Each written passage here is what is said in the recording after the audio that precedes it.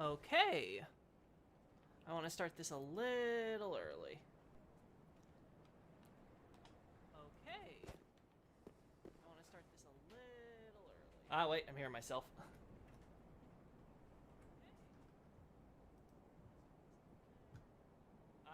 Wait, I'm hearing myself.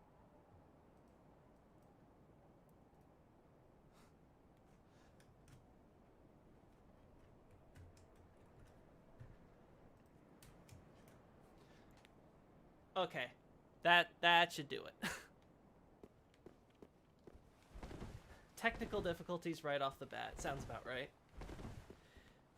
So hey everyone. How we all doing?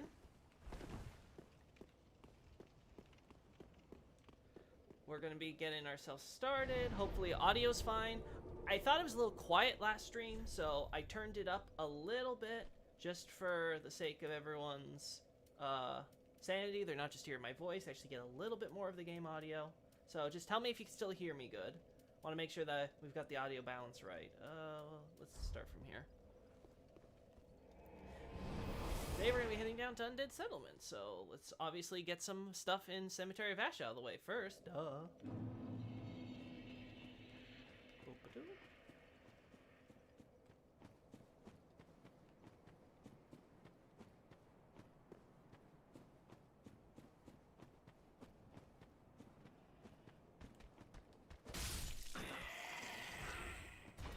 First, right off the bat.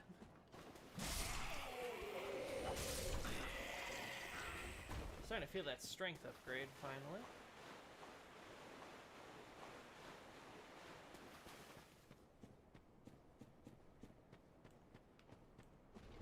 Oh. Yeah, okay, buddy.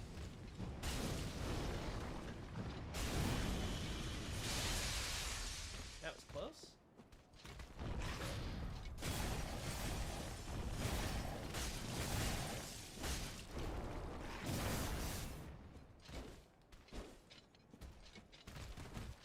Yes, I need to get the lizard out of the way today. Very important for my pride. Oh. I cannot believe that kid, but whatever, I'll take that hitbox.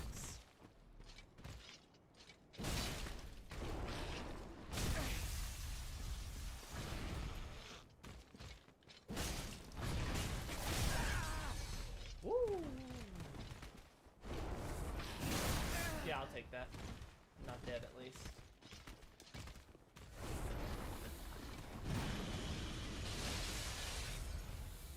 This is what happens when I get greedy!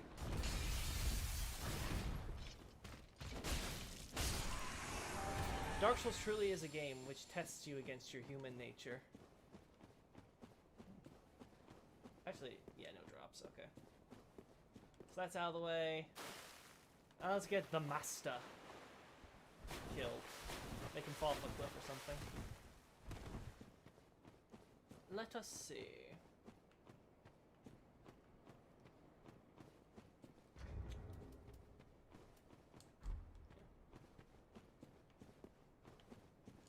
Oh god, you know what? I can already foresee this auto HUD causing problems, so let's fix that. This is an Elden Ring. Oh! I won that trade there, buddy.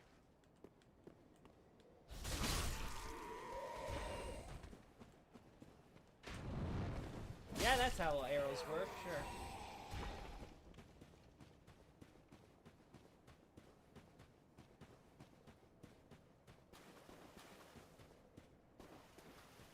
Actually, I could probably... I can get a few level ups too, so might need to look into that right after this. Any other weapons I prefer using? No.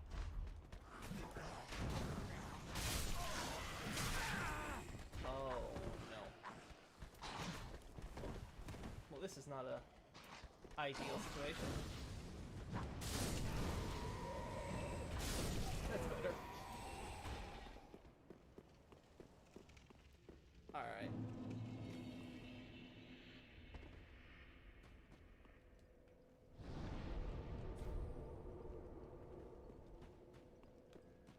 So you know what?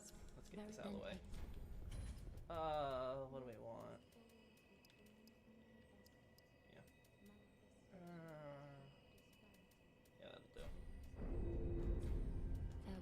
Ashen One. She's so polite. Best girl. Oh. Okay, loading. Old one just zipped by for a second. Oh, right, your thing.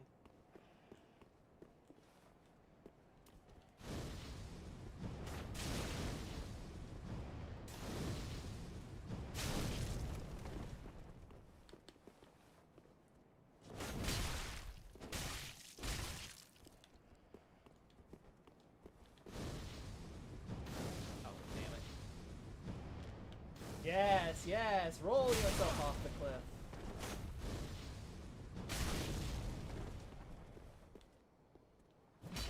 Oh, come on. Well, he whiffed, I whiffed, so.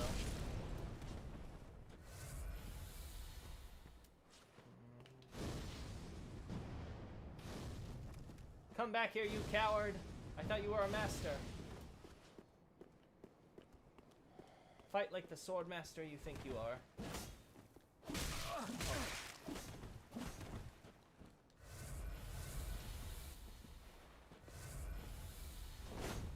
Ooh, we're getting close to the other enemies. I want to avoid that.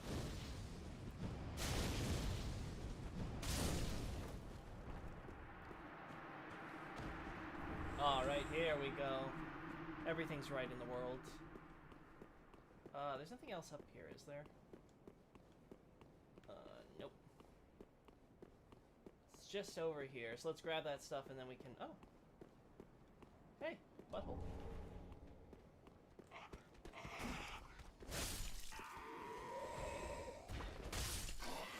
This is interesting as a shield drop for this location in particular. Because if people might recall, this was the shield that represented, that was used by, I believe, if I remember right, some clergy in the Way of White before in Dark Souls 1. And now we see it being used here at the Firelink Shrine, so another religious holy site.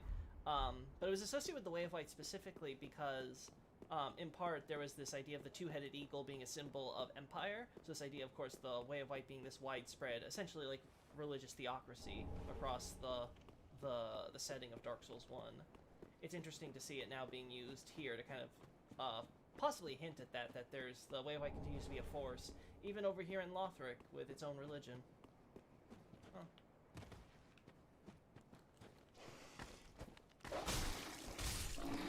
Oh! Didn't expect you here. Well, pardon me.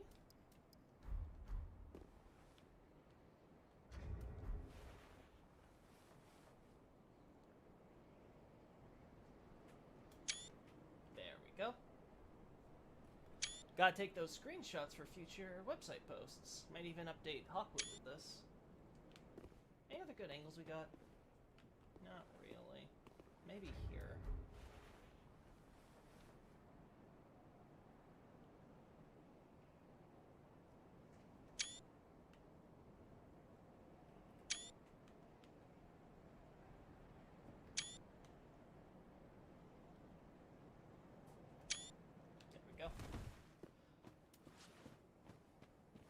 Yeah, it's just our buddy here. The poor, wretched souls. Be they lord or legend, the curse shows no mercy. What a sham. The poor, be they what a... Neat.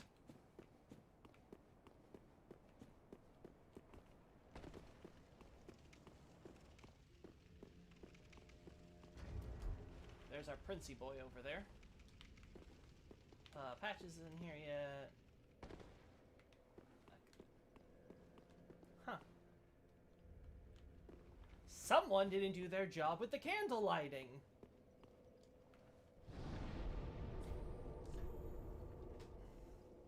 Now, let's see. We want to go to Vort. I'm trying to think if there's any, like, big items or stuff we missed. Oh, we got Greirat. We gotta save Greirat first. I mean, how can we go to Undead Settlement without saving its best resident? Let's fix that. Here.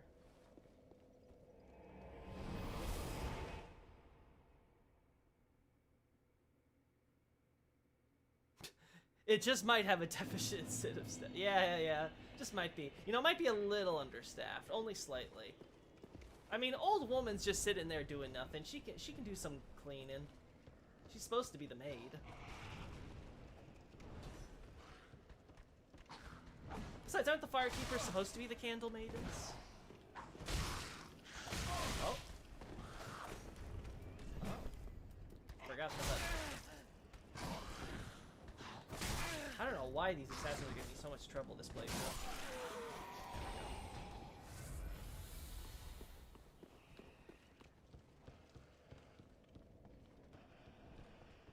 Yeah, it's down here.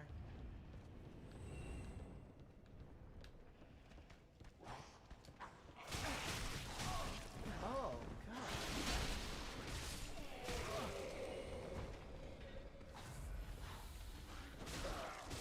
There.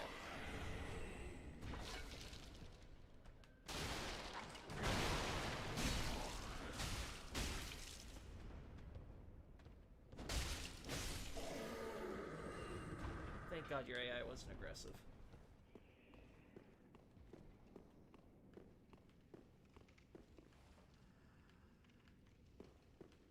Where's our thrower boy?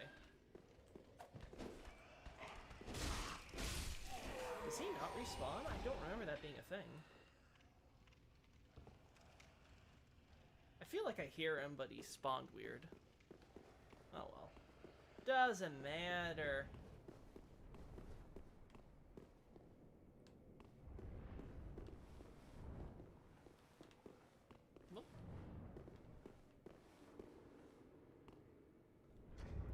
Oh, I can't really do that. It's fine. I'll do it. I'll do it sometime, another time. I wanted to get a screenshot with this gate closed, because I don't think I have that on the website. But, maybe New Game Plus. Alright, buddy. As you can see, he's got a rather grim future ahead of him. Ah. You're no jailer, are you? No, you're from far away. And judging by the bell, you must be some of that unkindled ash. Remarkable. If that's true, then I have a favor to ask. Below the high wall is a musty little town. Not the home of any lord, just a very old settlement of undead. An old woman, Loretta, lives there. Please, give her this ring. We're going to Elden Ring, boys. I'm not asking for charity. In fact, if you do this for me, I'll be sure to repay you in kind. I may be a petty thief, but I've more wits than most royalty. What do you say then, huh? Very well. I humbly place my faith in you. I am Greirat of the Undead Settlement, and I promise to assist you. Give this ring to old Loretta at the base of the high wall. Do your part, and I'll do mine. Now, a few good things that we got out of that was one, the bell can actually apparently be heard from all the way over here. Greirat has the uniform of a Lothric soldier, which is presumably why he's at least aware of the unkindled ash, despite being a resident of the Undead Settlement. We also see that, of course, he's wearing the hood that Lothric slaves, who we don't see until we get to the settlement, are wearing. But it's also, of course, used on thieves and things like that. And if we recall from the first live stream I did, we were talking about Lothric performing human sacrifice here on the wall, and it's very likely that while prisoners aren't just left to rot here or turned into slaves, end up being used as those sacrifices to help, you know, keep the prison population down. Interesting thing to think about. Yeah.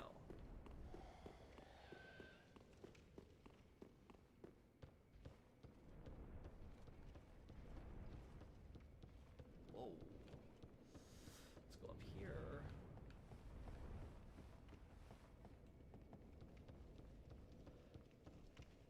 going all the way up. Oh, then to go back down. Honestly, at this point, it might be faster for me to just manually go down there. I could probably, like, jump over. Whatever.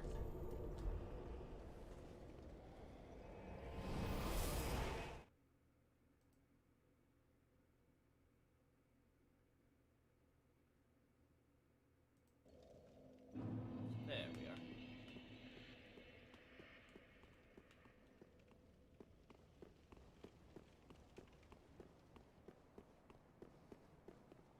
Let's see. Now, the Undead Settlement looks a bit bigger, like in places like here and stuff, compared to how it is in game. Though it does give us the idea that there is a sizable town of undead living at the bases of the wall. We also, of course, see the Great Bridge. Now, this bridge sort of goes off to the side, but it's sort of much like how we see... Obviously, there's supposed to be something connecting Lothric to the ground here. This bridge is supposed to be that thing. However, Lothric's obviously much higher now than this bridge, and the bridge has been shifted way off course. How that doesn't affect everything else here, like Faron and stuff, God if I know, but that's the idea that they wanted to go with.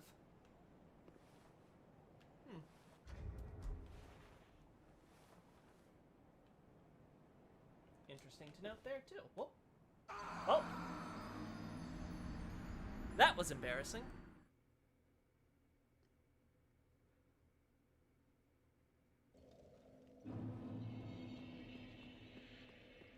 Can't go investigating anything. Alright, let's get the demons. So we got a banner with a ring on it. We later see that this practice goes back to Anor Londo in the Ring City. And another hint to this is the fact that, beautiful, we get our good old friend, the Batwing demons.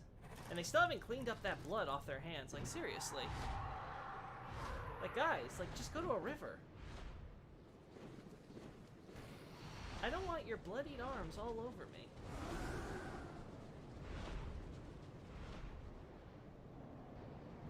The boys, yeah.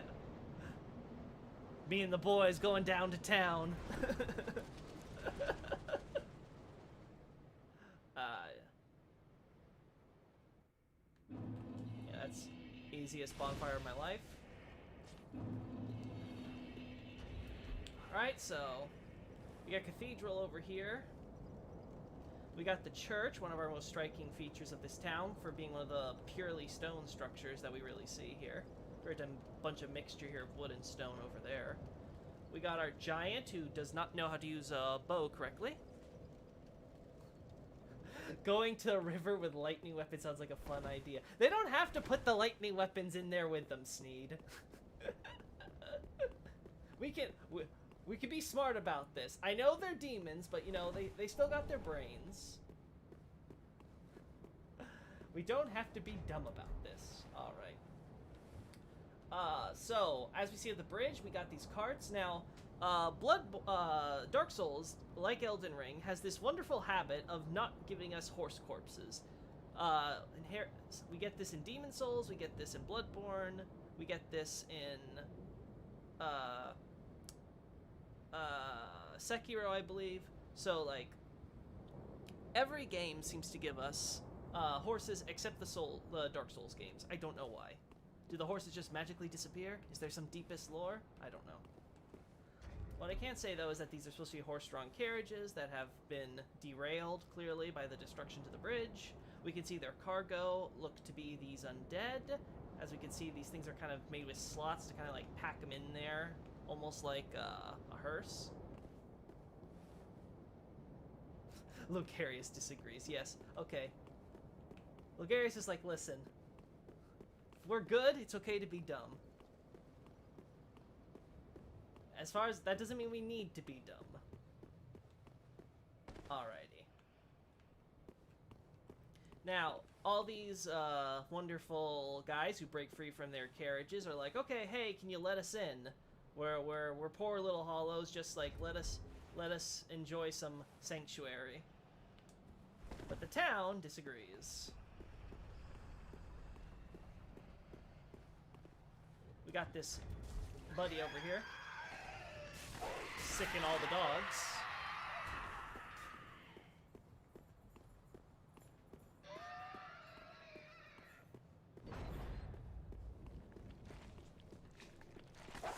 Oh.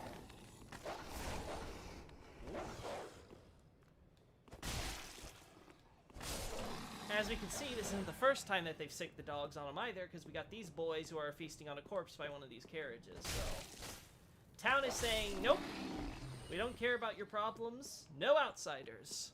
Sounds familiar. We also see more of these pilgrims, of course. Some of them praying, some of them just going. But as we can see, all of them were heading along the bridge, and this helps further connect the bridge to the gate entrance up there. The idea being is that this bridge took them there, and then they end up going trying to the church, and those are what we see. We also see how many of them are stacked up here, because obviously all those who have exited from the undead settlement end up at this broken point. Now, where's Yoel? You gonna...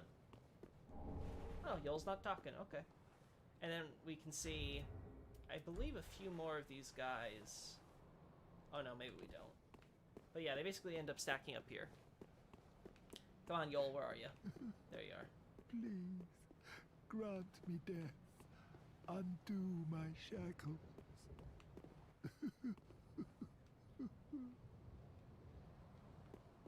It's got a little incense burner on that staff. Oh. Oh, then it's true. A champion of Ash as I live and breathe. To be in your presence is a great honor. I am Yoel of Londo, a pilgrim, as you can see, only somehow I failed to die as was ordained. Well, perhaps my calling lies elsewhere.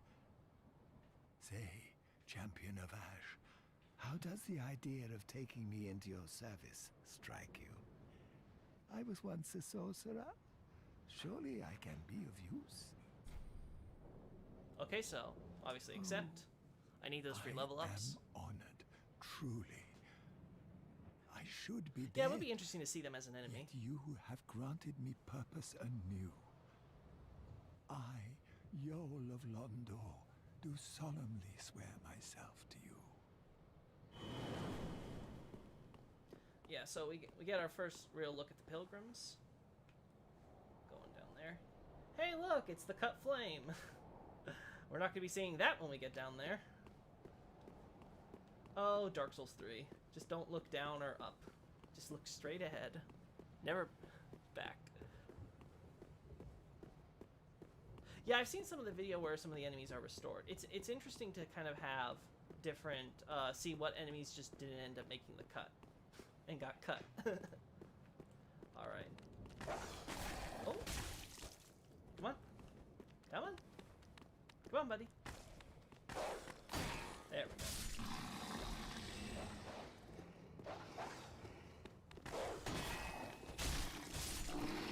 Damn dogs.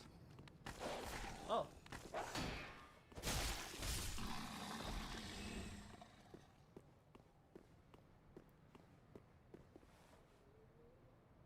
I don't recall who exactly it was, Teen Sif.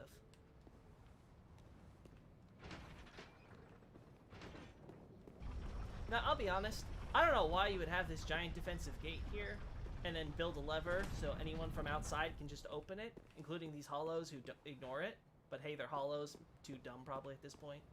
But I'm assuming this was here because Miyazaki and company, when they were QA testing, found people was struggling too much trying to run through this gate before it closed. I'm gonna bet that's what happened.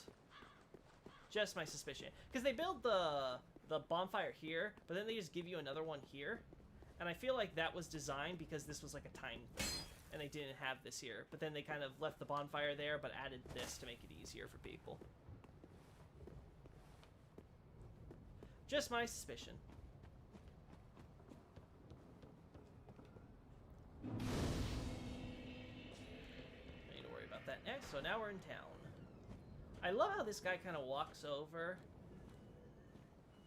right to look at the church. It really gives you a sense of what this area is all about. Now, where his posse comes. Yep, that's what I was worried about.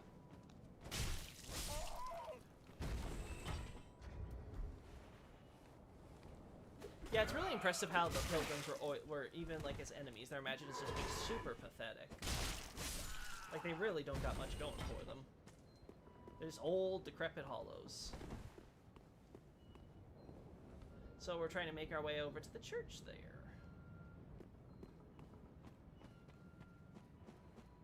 Of course, obviously, as soon as we're coming in, we're being greeted by this. So clearly, we got another big conflict happening in the church, in the town. So it's not just Lothric that seems to be having some civil war. It's also the undead settlement. Now, where are we? Ah, there. Oopsie. So we got a small leather shield. There we go, our first thrall. Now Lothric sends slaves here because they do good work for the townsfolk, apparently. Plus, you know, gotta get rid of those slaves somehow. Can't have too many in the city. Oh, there we go. Repair powder. Another little far-on foreshadowing that helps with gameplay. Okay, we got our Loretta bone.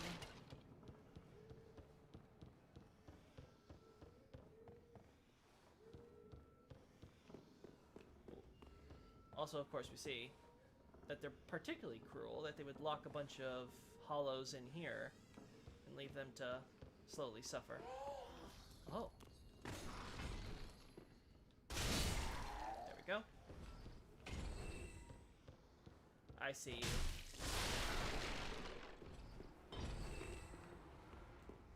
Actually, before we... Well, there we go. We, of course, also see this turning into trees continues here. A little bit of turning into stone as well. Lots of flies here.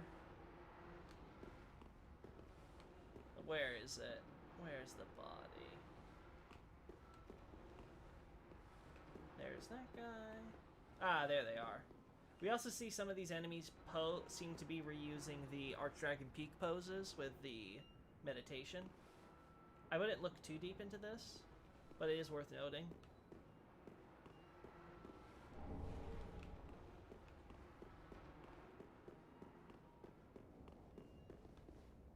There we go.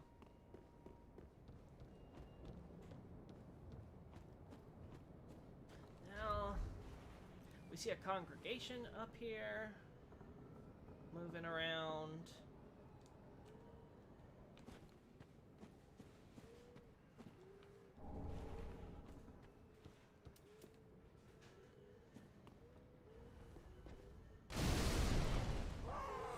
And no one heard that. Alright, time to aim. Oh, okay. There we go. Again, no one heard that.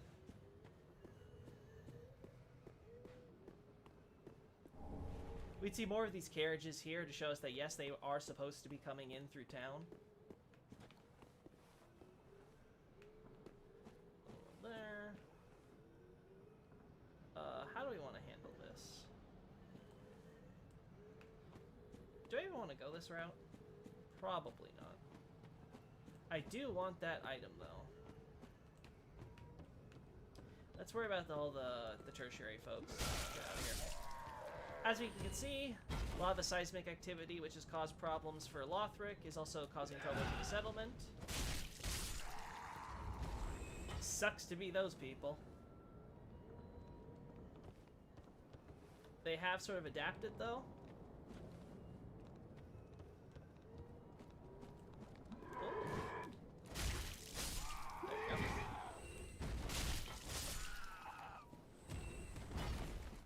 Yeah, isn't it wonderful? They left all their extra, like gunpowder barrels just in the middle of where their giant pyre is. It's like, hey, now that we have the fire set, maybe we should move these. Nah, it's fine. What could go wrong? Just a stray ember has to blow with the wind.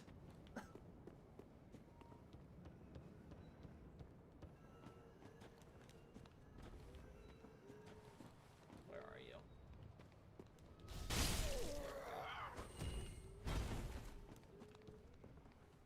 Oh.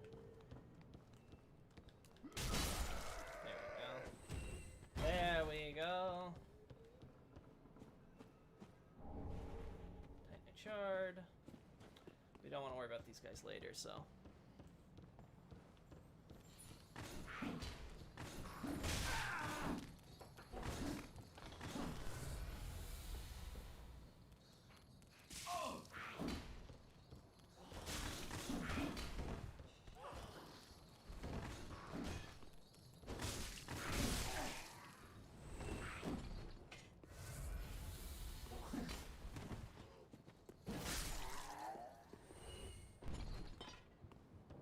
Okay.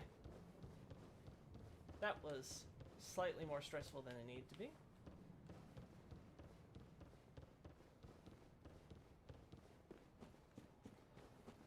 Okay, so which route do we want to go? Well, we're gonna open this anyway. Now, unfortunately, we don't get to explore more of the town over here. They put just a bunch of corpses here and a closed gate, so that's bust. Moving right along.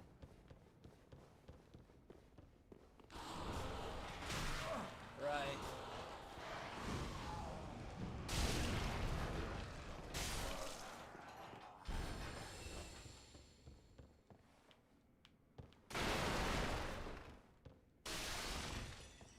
This should open up that, so. Yeah, I'm a pyromancer, but I can't aim for shit. Sounds about right. There's another deserted corpse.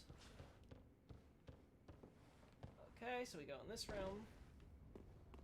Now, one thing that Dark Souls 3 does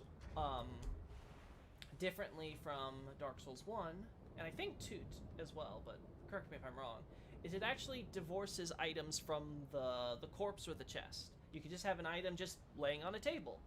It's a really nice change in that it allows for more flexibility with the environmental storytelling. Like, someone just left this here instead of someone might have picked up something that was left here.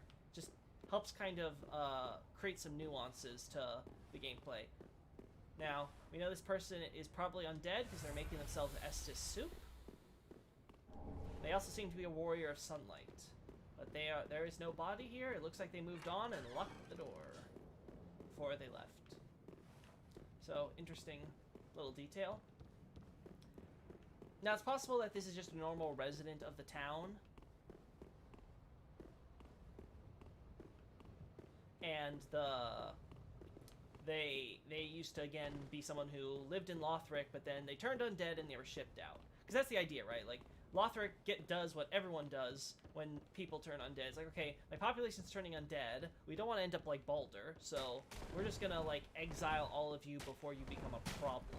Because obviously trying to make sure that you're dead can be more trouble than it's worth. And as Dark Souls 3 clarifies, turning someone to ash doesn't guarantee that they're not gonna come back if they're dead. Nice how that works out, right? Now let's go the other way. I actually don't want to take this PF.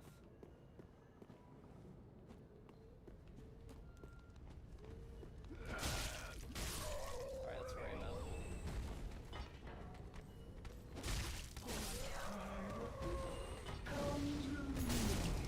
it. Yeah, burn yourself, lady. Oh, that was too early. Way too early.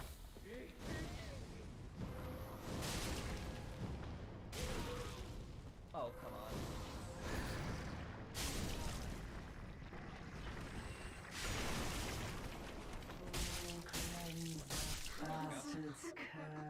No thank you, I'm no bastard.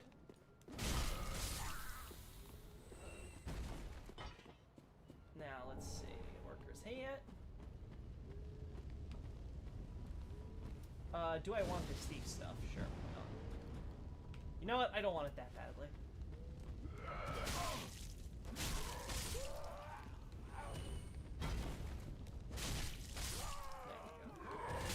Holy hell. Esty shard. Yeah, okay. Alright, we're gonna head this way to the stables.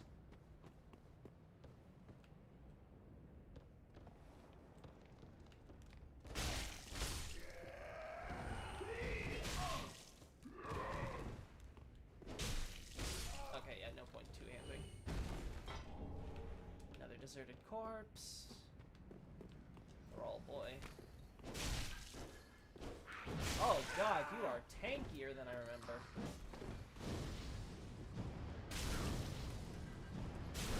I'm not getting near you. Ah, darn it.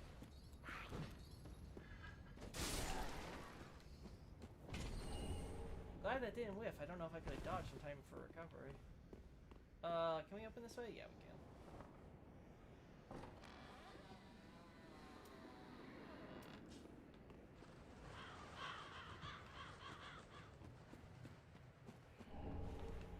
So we got a Pyromancer item right there with the Caduceus shield. Now, Dark Souls 1 doesn't really clarify much on Origins. A lot of different characters seem to use it. But Dark Souls 3 decides, you know what? That double-headed snake, that's a thing in the Great Swamp. So, okay, sure, why not? You won't hear me complain. Oh god, am I gonna survive the drop?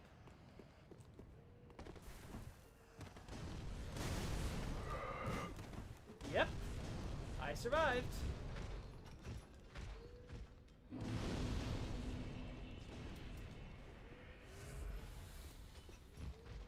Oh.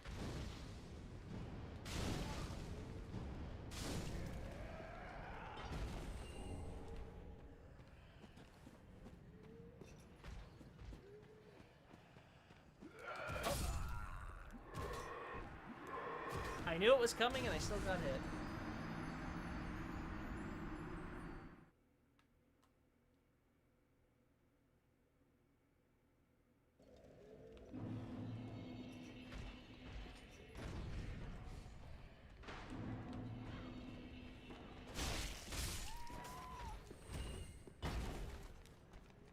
I don't know why, but I always see this congregation glitch, and I don't know what's wrong with their pathing. Like, you'll see half of these guys end up dropping over the cliff or getting stuck on the corner. And then other times they'll do it just fine. It's so weird. Lightning shard.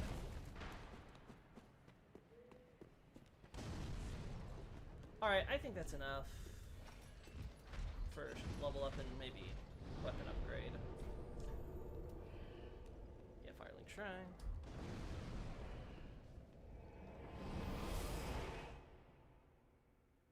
We're also going to want to probably get to Hodrick too, right? So, yeah. Welcome home, speak then. We'll level up. Then take...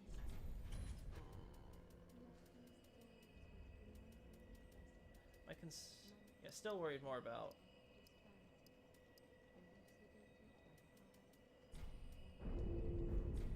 Farewell, Ashen, may the flame.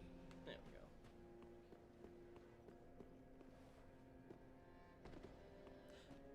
Yeah, the Evangelist too, like, it's all so bizarre when that entire little procession there just glitches out. It's one of the weirdest bit of unpolished parts of Dark Souls 3, and I don't quite understand what's going on with their AI. Like, I would assume their movement AI would be able to, like, take, like, a wider path, but maybe they're trying to, like, take the shortest cut to their location. Something like that. Ah, just good, wasn't he? Let's see.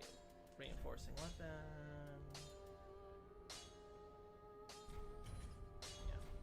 Pretty, I don't want that. Yeah. Alright, our buddy here. Oh, hello, you're back. And in one piece. Well, now it's time I do my part. Whatever trinket you need, speak up. Just don't ask me where I got them. All right. So here's a bunch of like basic stuff we get, like basic leather equipment, some thief stuff, typical things. Elcor round shield. This is of course associated with Marah, but you can imagine this being something that would be found at the Undead Settlement. We find other Marah stuff there. Yeah, nothing too unusual, except for maybe this. Like, could just be that Greirat's been pillaging the corpses from Lothric. Enough bodies on fire there. Goodbye. And stay safe. Uh-huh. Oh, this place is a bore.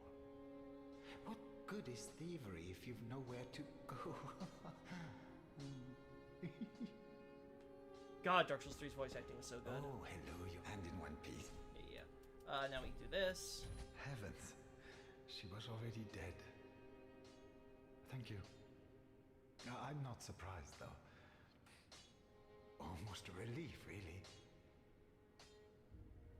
You can keep the ring as, well, a little trinket of thanks, I suppose. Well, I was gonna keep it anyway, so. You can keep the as. Yeah, okay. Yeah, nothing changes Goodbye. Oh, this place. here. Yeah. So Greirat obviously has this fixation on Loretta. He wants us to deliver this ring, which he presumably stole from Lothric there before he got captured. We'll see more stuff related to Catha, such as this ring, the further in we go into the castle. Now, one of the things about Loretta that we now know is, not only is she dead, but she holds a bone, like this very small bone that she apparently clutched in her arms even as she was killed. Yes, she's already dead. And then, Greirat himself is obviously very concerned for her. We also know in his I think it's his death dialogue, if you slay him, he'll talk about a mum or a kachan. It should be noted that this doesn't necessarily mean he's referring to his mother.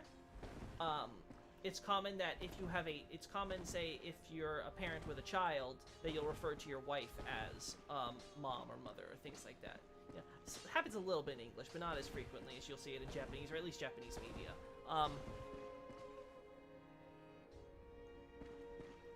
Why would Lothric have such a bad ring? Listen. Come on. It's not that bad. Okay, it's a little bad, but it's not that bad. I'm sure there's someone in Lothric who would love to be able to be saved by, like, that one stray arrow that, like, grazes them and would have killed them if not for the fact that they wore this ring. Anything to make you survive.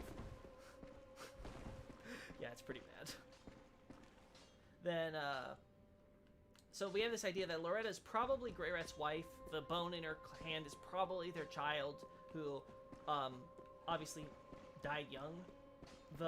It's not unusual to imagine undead, when they settle into a town and have a sort of community, they might start families of their own. These kids aren't undead, and anything, obviously, child mortality in Middle Ages, right? So you never know what could possibly happen. So you can think of any number of scenarios for why Loretta has this sort of bone of her child that she keeps as, like, a keepsake.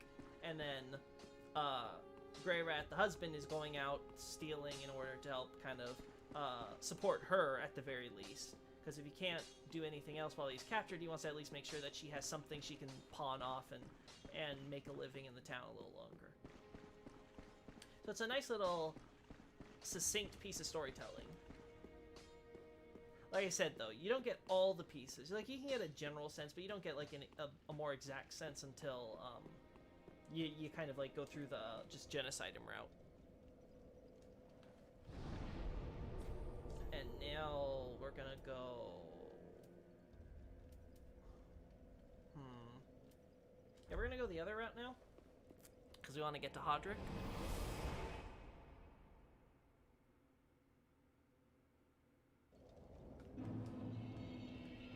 Yeah, exactly, Teen Sif. Yeah, there's a lot of things which you might find in like niche situations, but like it's definitely not as common. There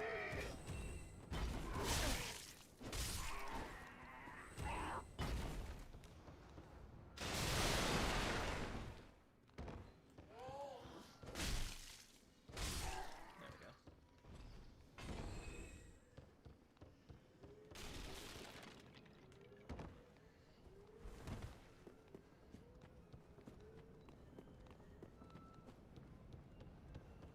All I gotta say is I don't know if that well still has a water source at this point.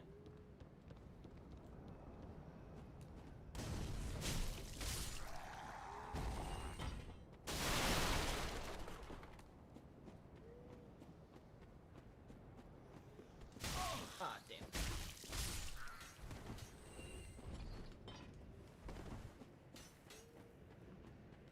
Oh, there's no item? Okay.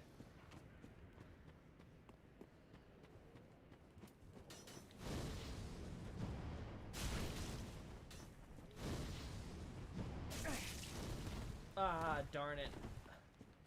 I wanted that to kill. Oh. Man, did I really want that to kill.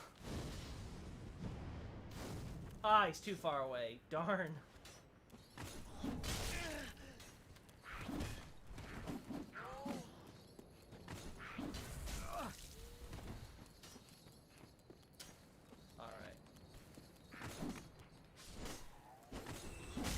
Someone killed themselves. Yeah, it's his buddy there.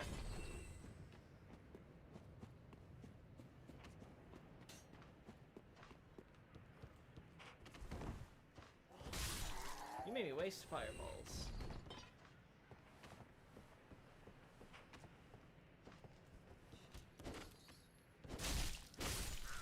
There we go.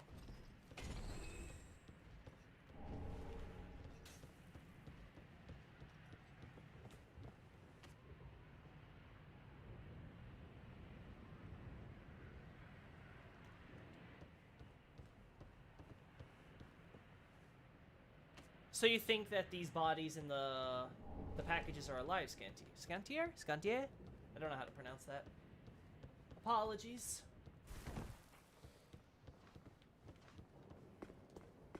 There we go. I don't know, they seem pretty dead to me. Though I get what the idea is, right? Like if they're undead and they come back, might as well put them in packages so that way they have to struggle a little bit. At the very least, it's a good precaution, probably. Yeah, I'm not sure if they're actually alive, because I don't think we see any examples of them. And we obviously see tons of times where if they want to just worried about them being alive, they just put the living ones in cages. But I think it's a good precaution point, right? Like, you never know when an undead is not really going to stay dead, right? That's the whole problem with the undead curse, right? You just don't know.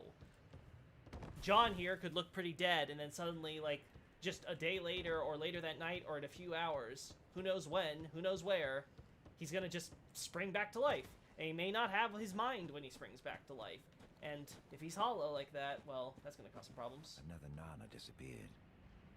So Grant and carries a cage. He ever has his cage. And Nana's never coming back. So come into the cage and become Nana's shade. Now, the English sort of genders this as a grandson. The Japanese is a bit vaguer in that it doesn't really, like, say whether it's a grandson or granddaughter. It's like a grandchild or grandkid. Obviously, Nana is supposed to refer to, like, a grandma. So, we get these, like, madmen who are trying to hint at the way to get into the Hodrick area. And in order to get to the Pit of Hollows from there, they seem to be some of these madmen who got captured from the Covenant as part of the civil fighting, and they're just sort of saying this thing. Now, this little song of theirs might actually be more meaningful than meets the eye, as we'll talk about later.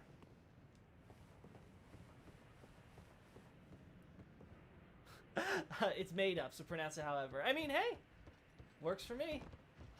I'll call you Scanty. Right,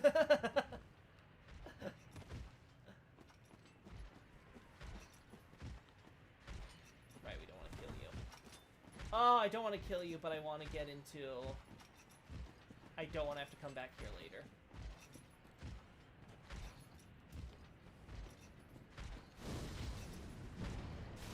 Dang it. Oh, it worked. That's what I get for not paying attention. Become Nana Shade. Yeah, I love it. Alright, let's get in. That's not the direction I entered. Whatever.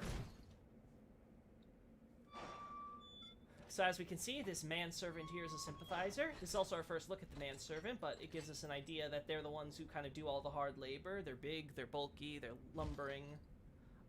They seem to be based on the similar idea from Bloodborne, where you have like sort of these the big dumb ones are sort of left to do all the dumb work, so to speak. The simple stuff. Now, Buddy just tosses our cage. Now, lucky for us, the cage breaks. I don't know how this would have played out otherwise. Oh, that's great. I'm glad that worked out coincidentally. Now, Hodrick comes in to greet us when he sees that some buddy here that's not dead is here. As we can see, lots of cages have been dropped down here with lots of bodies to go with it. Roots and things. Now, this seems to just be background dressing, but it seems to be giving you the idea that there's these platforms that you kind of climb down or use like staircases and stuff in order to find, and that they probably, like, there's probably supposed to be like holes there that kind of lead into like tunnels and stuff that'll take you all the way to the surface. But obviously we don't get to see the path because the game wants us to go this route. It's got some water which is seeped down here. Obviously rain and stuff, not too surprising. We see this, of course, in Dark Souls 1 with Ash Lake, right? Like, same idea of water eventually seeping down to the lowest point as you find these little earth crevices. Oh, this is now especially relevant. So here we get the War God wooden shield. Now, fans of Dark Souls 2 may recognize this as the shield used by the Lion Clan with the symbol. The shield confirms that refers to this quote-unquote mad god, but it refers to a god of war, which again sort of goes with the idea that the Lion Clan were residents of Faran, who, after Faram, who escaped Ilium Lois into the Shaded Woods through the Shrine of Winter, and then afterwards they sort of turned into the Lion Clan in their obsessive delusions regarding the god of war, the Firstborn. Now, this caused them to basically degenerate into this like barbaric clan, and they didn't want outsiders. They didn't like outsiders who look at them to what they became and all this. But obviously this has been brought over to now this part of the world, and the shield is obviously used by the Madman because the idea is that it has the symbol of a mad god. So if you're going to worship any god besides, well, the god of shackles, I guess, or vertebra, it's going to be a mad god. Now, this war god, we can assume is the Firstborn, because it says he's revered as a god of war in remote regions. Now, the term remote region or frontier, depending on which, like, say, Bloodborne calls it, like, the Nightmare Frontier and stuff like that, is the idea that it's a region that's, of course, sort of, like, on the periphery or outside, right? We're going to see another reference to this, which will help further tie it to the Firstborn in Archdragon Peak, because it seems to be the idea is that, okay, this god of war is referring to the god of war, not just in a remote region, but the Archdragon Peak that we saw in the far background as the farthest area from the Lothric entrance. And now, let's get to Hodrick. Well, what's up? This pit is for hollows, not for the likes of you sane folk. Or perhaps you are a hollow, posing as otherwise? Honestly, I'm as pretty as one. Yes, then we are just fine. It's important to know who you are, but we'll all be mad soon enough. And should you be undead, well, all the more so. Beware, the shackles of the gods are fragile. You might need this. Etch it on your heart if you feel your sanity slipping. Boom. Come here to pile up your victims, for that will form your anchor. You'll see when you go mad. They'll be your family. Now, when he says stuff like anchor, he's referring to like relations, like which has, of course, obviously multiple connotations, like family relations and like ties and things of that nature. But of course, the point being made is that the Mound-Makers, or the Japanese sort of means like the pilers, because you know they pile up these things. But the idea is that they build these mounds of vertebra from the dead, who they hunt and things like that, as sort of proof of the shackles. Now we can see a lot of these bodies here are incredibly. You see them, bodies really look like they've really turned to stone, they're growing plants and things like that. We can really get a sense, like their faces look almost like dirt on the inside. So you really get this sense that with all the stagnation that's occurring upon everyone and everything, it's especially relevant to humans in that we only see these tree and plant-like growths happening with the human race. Obviously, that connects to us having a unique soul, the Dark Soul, in the form of humanity. And what becomes even more relevant is, of course, the humanity is shackled by the gods. Obviously, Koth alludes to this in Dark Souls 1. Dark Souls 3 sort of understands that, okay, so the undead settlement here, at least some people are aware about these shackles. They're considered mad, and they've sort of been driven into, like, underground in literal and figurative sense. And the point is that they try to, in their ostracism, they try to build their own little family relations. And in their craziness, they start being like, hey, you know what? We're a family with all these vertebra here, so they're all nuts. We don't got any shackles, I don't think, so. We gotta You'll get go out. mad one day, but not today. Oh, okay. Take my advice. Use this bone and leave this place. Thanks, buddy. I wasn't gonna get out of here otherwise. This pit is for hollows, and for the occasional madman fond of piling up victims. You've better things to do, I'd hope. Right. Either a dead hollow or a madman ready to go hollow. Probably. There we go. Yeah, last bonfire. I think we're.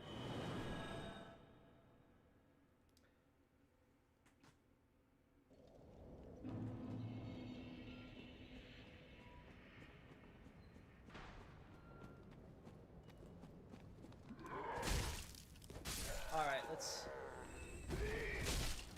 let's continue to get to the half of this area we haven't reached yet. Ignoring the slave. Sorry, Loretta.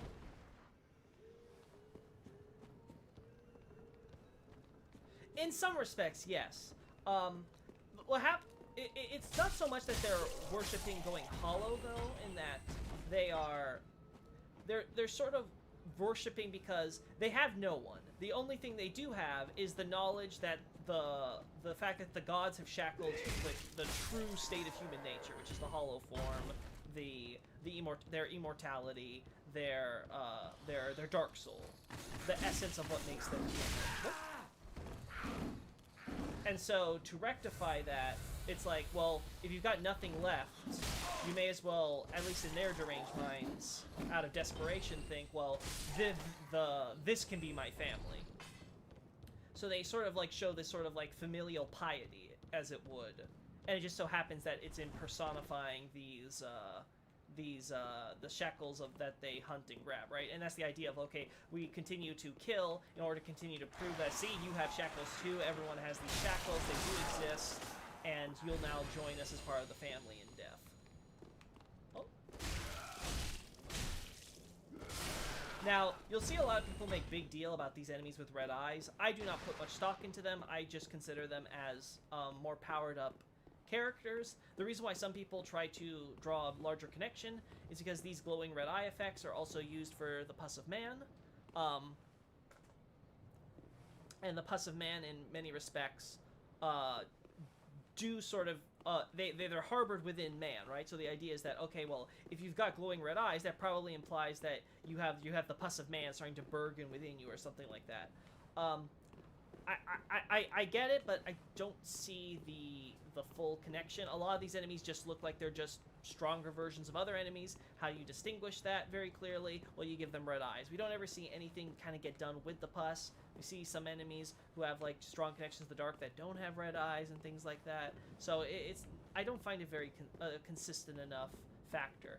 And like with some enemies which were like, okay, we know for sure that they're not like got pus issues, and they will also be used for separate mechanical reasons, such as the Abyss Watcher. So it's like, I'm not convinced. Yeah, they're angry. That very angry.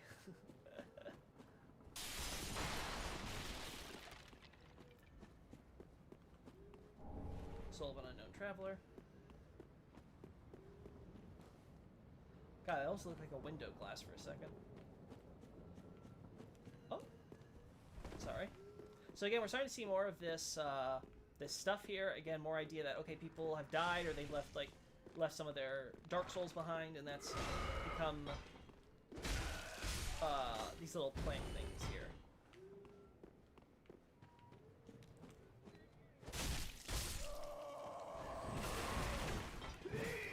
Yeah. God, imagine living here. Like, how the hell do you get up into your house?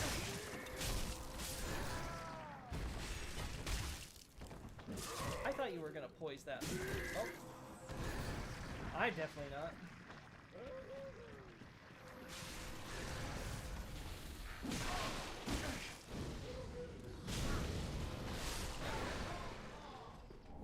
We got a whip here.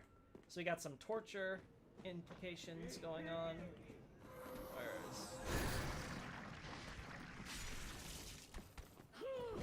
I don't see our hammer boy. Listen, I don't care about you. I got no health. Oh, that was not the plan. That was not the plan.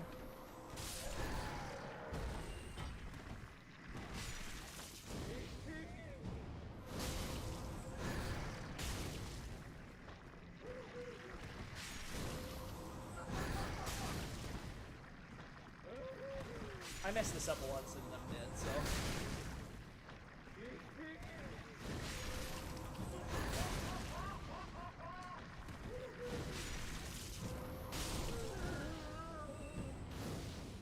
Alright, I think we're safe.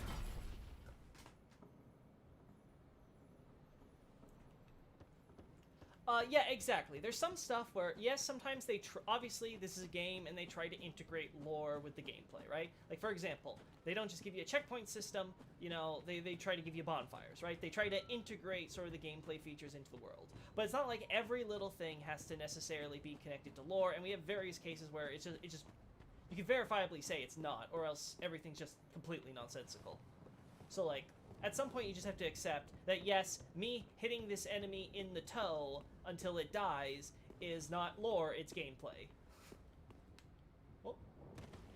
Oh boy, I should stop falling like this. Okay, there's nothing else up here though, so we can... I hear something, I'm going to ignore it.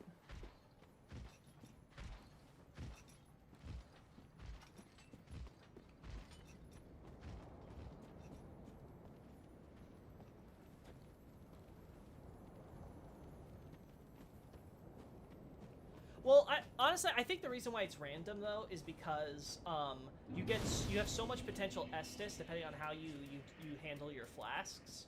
Like, there's a reason why so many people like ignore FP, especially the melee people, and just go straight into all Estus because you get like up to 15 flasks. It's just absolutely insane. Again, we see the adaptation to the problems here. We have this makeshift wooden bridge leading back into the sewer line. So yeah. Despite everything, settlement's making it work. Now, as we push onward, this bridge is screwed. Looks like there might have been like a river or something flowing through here too, but we don't see that anymore, of course. Again, I can't imagine a lot of waterways working the same after everything that's happened in this land.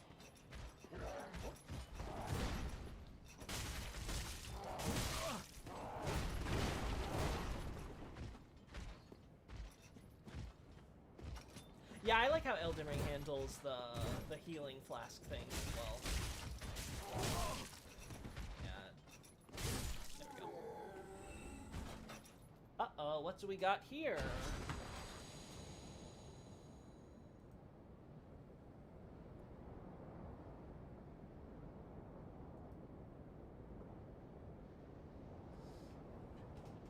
Looks like we got a random bot coming in. Sorry about that, people. There we go. That's handled for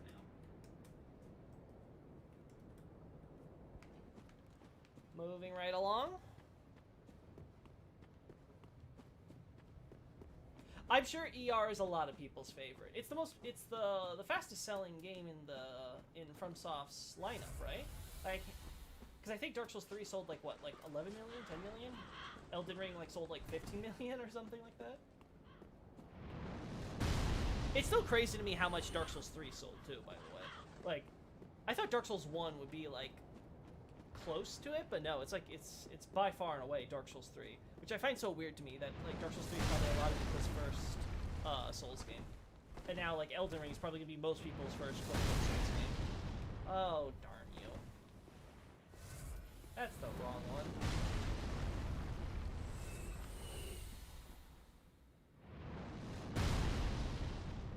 Having a rough day, buddy?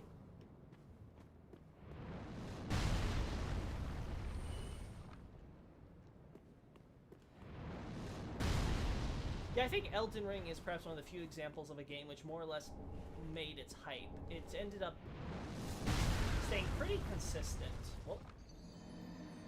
Well, that didn't work out. Ended up being pretty consistent. I think the biggest problem people had was some of like the stuttering issues at launch. And was that only PC? I can't remember. Or was that like consoles issue specific? I think it was maybe PC.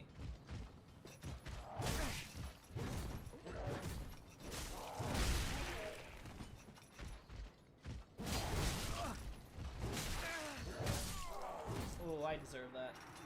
I got greedy. Should not have gone for the charge attack.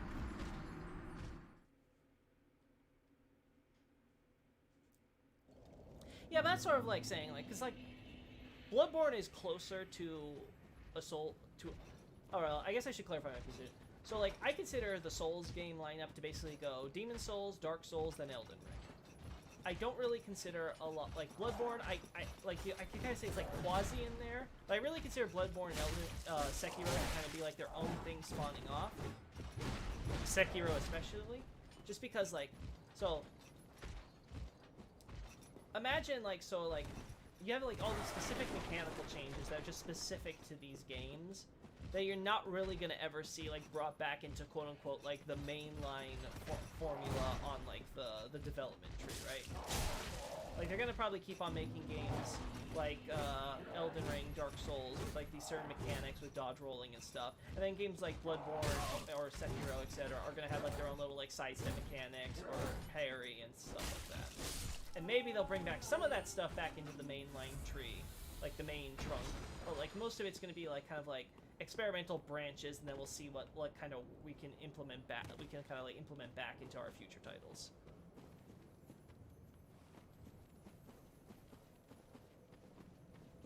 Probably for repairs. So like the idea is that okay, we've got this big wooden plank and stuff. And like I said, they're the ones doing the hard labor. So they're probably the people like making these bridges and stuff like that. So like, okay, let's just like chain some stuff there. So if we need to like get a plank or something like that. Same thing with why they have the big saws, because you know they're expected to help with the dissections. Because this entire town revolves around dissecting the dead.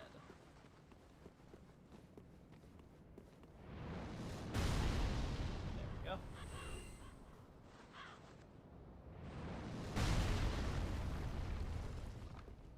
Man, I haven't even finished my first playthrough of Elden Ring. I'm so sad I lost that data.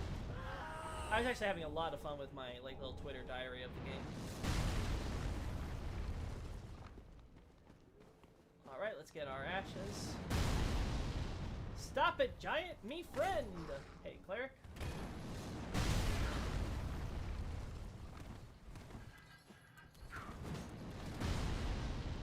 Oh, of course you don't hit that. There's our Mortician. Mortician's ashes. I should probably go to Yoel at this point, right?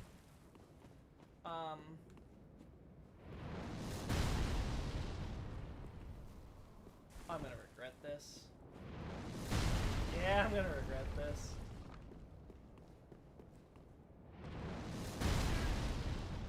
Woo!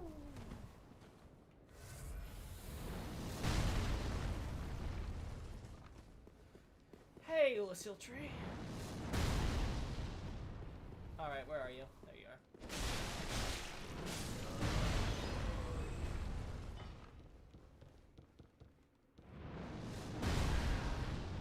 Well, that almost actually made where I wanted to go, so almost thank you.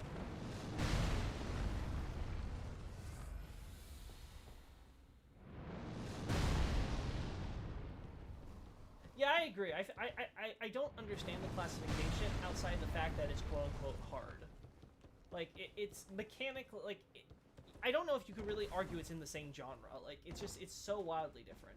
Bloodborne, I get. That's why I understand why they call it, like, Soulsborne, etc. But, like, even then, I feel like there's enough mechanical differences that, like, you can like, almost consider it, like, completely its own thing as well. But you can at least make a case, I think, that it's basically in the same vein as the original. Sekiro's, like, its own beast.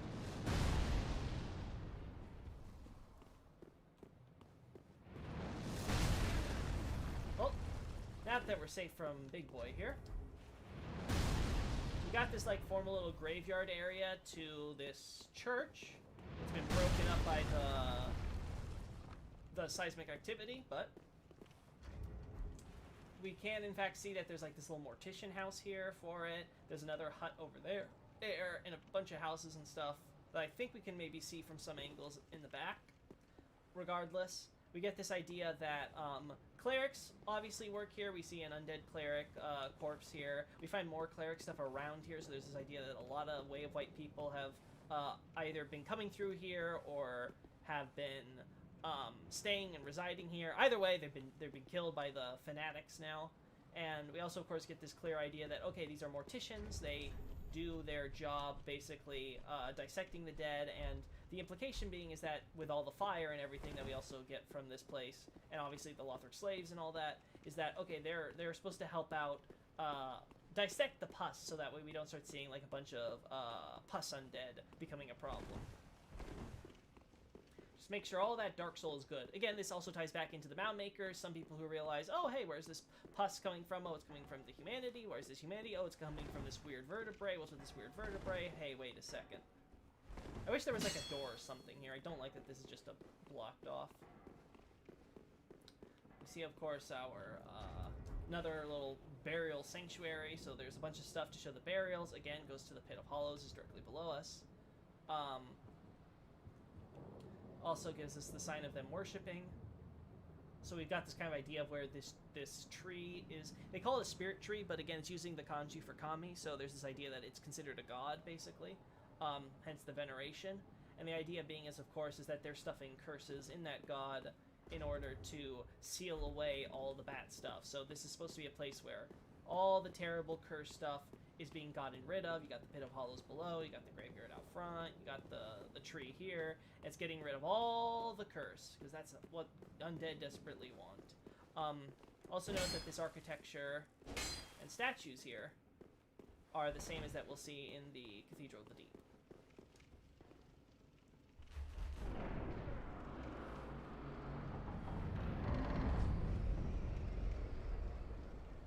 Do you think cut content is still canon if it doesn't contradict anything? It depends. I take cut content on a case-by-case basis. There's some cut content where it's cut clearly not because there's a change in development. It's all consistent with what is presented in the game, and basically you can reason by implication that this thing is true, and the cut content basically confirms it. An example I always use is Quaylag's cut dialogue in Dark Souls 1. A lot of that stuff is stuff that you can very much deduce by implication.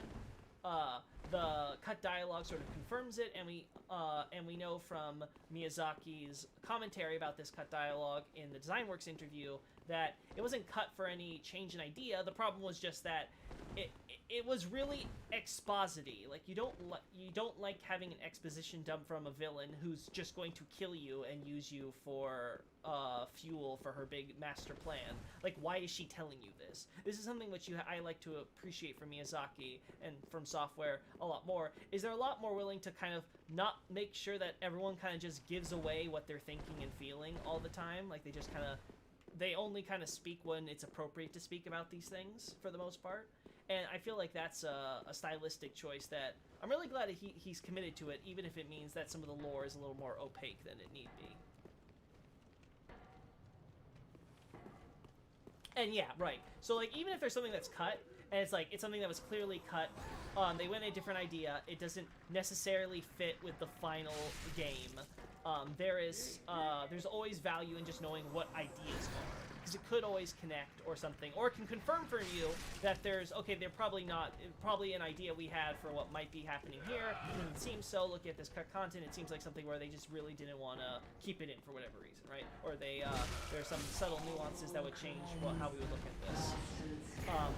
Cut item descriptions are the best because it gives you an idea if they have at least like a prototype idea about like what this item is for, and it might change from what they end up with the final game on. So yeah, I'm not like anti-cut content per se. I'm more so like cautiously pro-cut content. I'm not someone who's like, okay, well this says something in cut content, we should just take it at face value. You kind of have to, again, case-by-case basis. Look at a lot of other factors involved. Oh.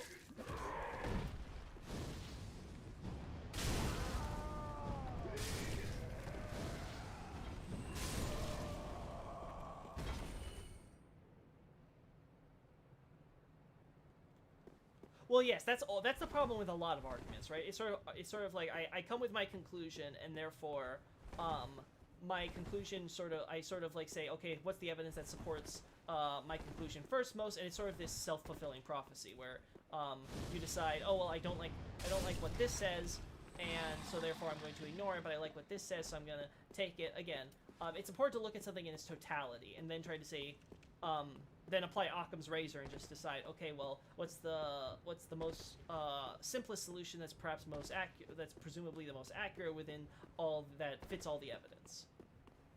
But yeah, there's definitely a lot of cases where you'll see someone say like, well, you know, here's the theory, and then they don't sort of look at the alternatives.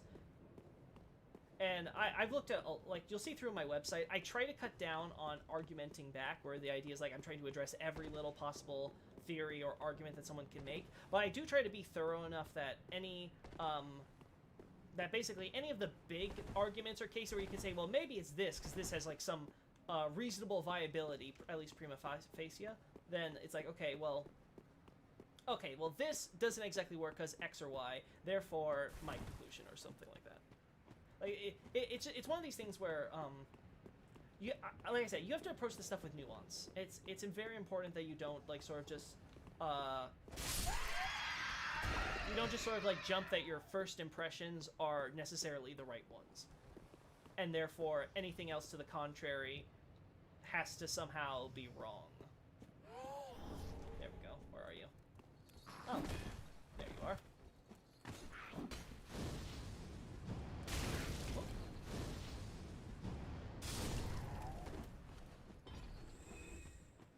And this goes for me as well. Like I've gotten stuff. I've had to correct stuff in the past as well because I make mistakes. Well, surprise, surprise, I'm human.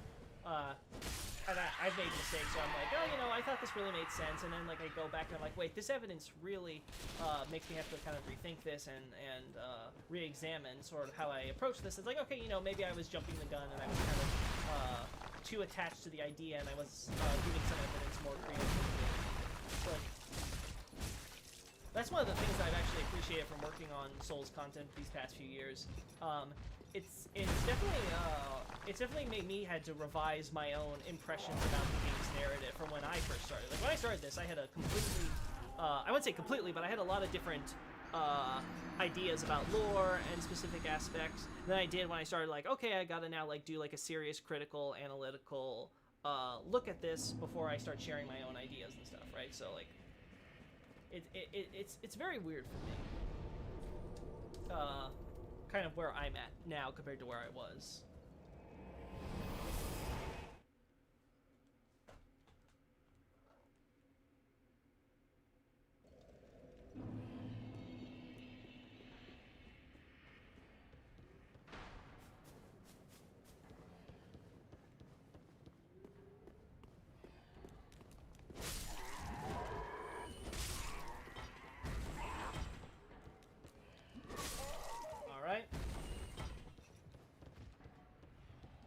Alright, hand axe. So we've got ourselves another pyromancer weapon, sort of the final confirmation that we got like this sense of pyromancy, pyromancy, pyromancy. Well, we found our pyromancer.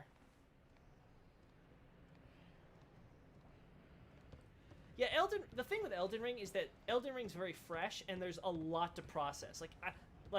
Again, I haven't even finished my playthrough, and there's just so much in Elden Ring that you have to process. There's a lot of, like, fluff and stuff, too, right? Like, a lot of items in Elden Ring aren't really that lore significant, what you find and where you find them. Especially when it's, like, some of the basic items. But there's, like, a lot in Elden Ring that I think you need to process first and try to, like, get it all sorted out in your head before you start, like, jumping too firmly on some stuff. Like, one of the things I wanted to do with my Twitter diary was sort of show people my thought process and sort of see how, like, what my impressions are going in, and obviously I'm sure many people have already finished the game by the time they're reading some of those entries. It's kind of like gives you an idea of, like, okay, like, am I right, am I wrong, like, sort of like kind of give people like sort of a retrospective on what it's like in the moment versus where you're at once you finish and you've had time to, like, think it over. Aha, unkindled, are we? Welcome to my abode. I am Cornyx, an old pyromancer. Yeah. A crow in his cage, as you see. Oh, we'll be laying you out, buddy. But here we are. An encounter for the ages. I hear the unkindled make for fine vessels. You've been dabbling in pyromancies, it seems. Well, What then, gave it away? care to learn some pyromancies from this old man? Ah, most wise. A chance encounter should not be squandered. Uh-huh. To reiterate, I am Cornyx of the Great Swamp. The pleasure is mine.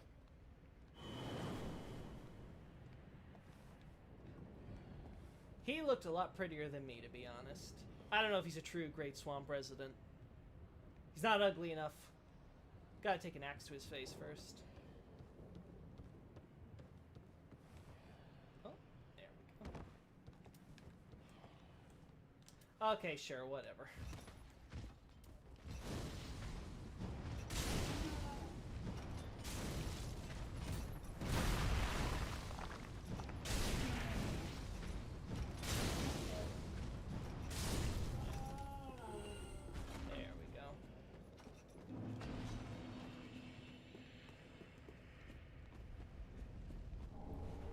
Alrighty now. Now, if in case it wasn't already obvious, we've been seeing a lot of these undead who are sort of like in horror, like, oh no, please, don't, whatever. And we obviously see some of the firebomb guys kind of just raining down on the barrels in them to kill them and stuff like that. But the general idea seems to clearly be this is an execution platform. We see this lab table from Dark Souls 2 in Albia's place being reused here. We'll see it later on used in its proper purpose, but here it seems to just be used as a kind of torture device. Again, more examples of makeshift stuff to adapt. Yeah, I know, buddy. Having the flyer clutch ring is probably not best in this situation.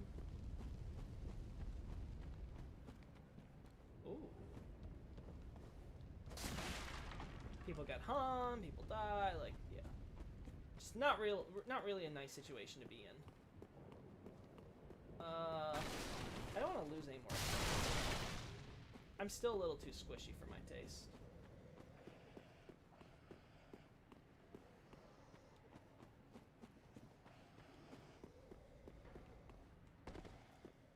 Elden Ring, you can fall from like miles and you'll never take any damage.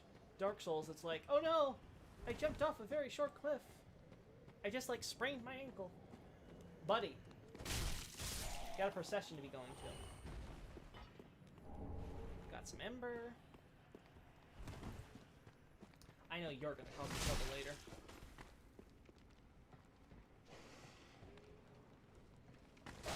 Oh. Yeah.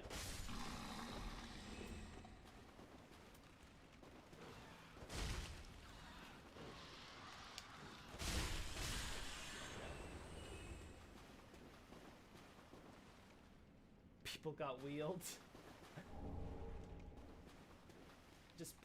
Just put them on the... Just put them on the wheel. Have a nice life. Oh, I actually hit it. I mean, I know it's super big, but I'm half expecting that to somehow miss. Yeah, I'm not taking any risk with you. Got a blood... Again, another cleric item. It's locked! Moving right along. And then dies. Dark Souls 2. Walked up to like 2-foot step, and then proceed to never be able to climb. Like, oh my god, it's embarrassing how they try to try to like restrict your movement in Dark Souls 2. It's like, oh no, it's a knee-high ledge. Whatever will I do?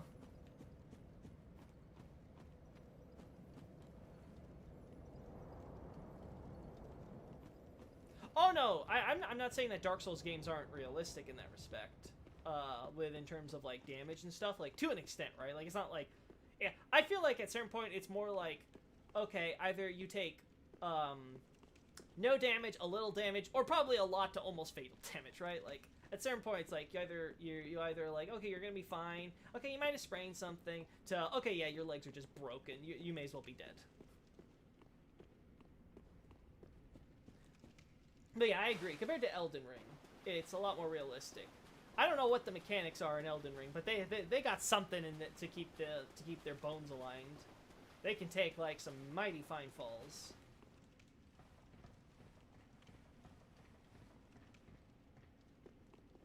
Exactly. Yeah, this is the problem with Dark Souls 2's narrative, is that like it's trying to like kind of force your way, and it's like, but like, what if I like don't? Like, why do I have to go through this little shrine thing? Like, I can climb. It's not hard to go through that rubble. At least in Dark Souls, like, you at least had the excuse that there were some magical woobity-wah barriers that were blocking your progress after a certain point. Didn't stop anyone else from inside from getting out, but hey, they know all the secret routes, we don't, apparently.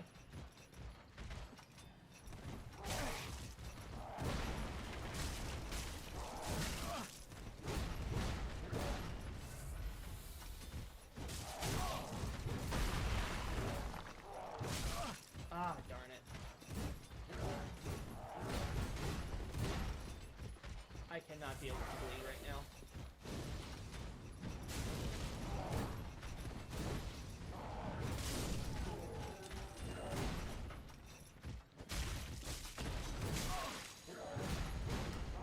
I gotta get out of the bad habit of rolling away. Just because I'm a caster type doesn't mean I can do it.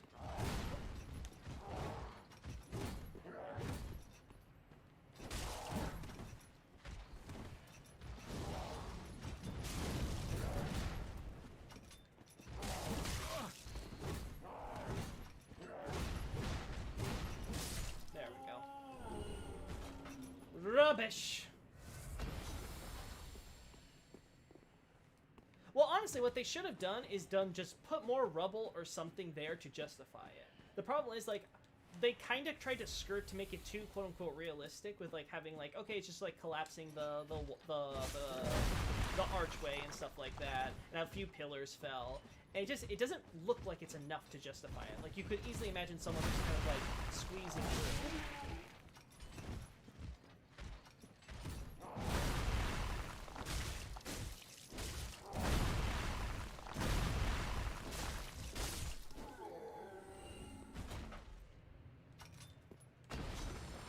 Oh, don't even get me started on adaptability or whatever it's called. What a garbage mechanic.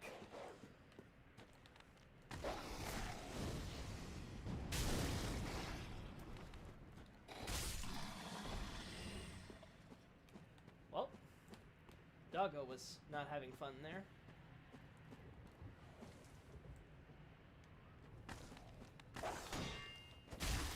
There we go. Some alluring skulls.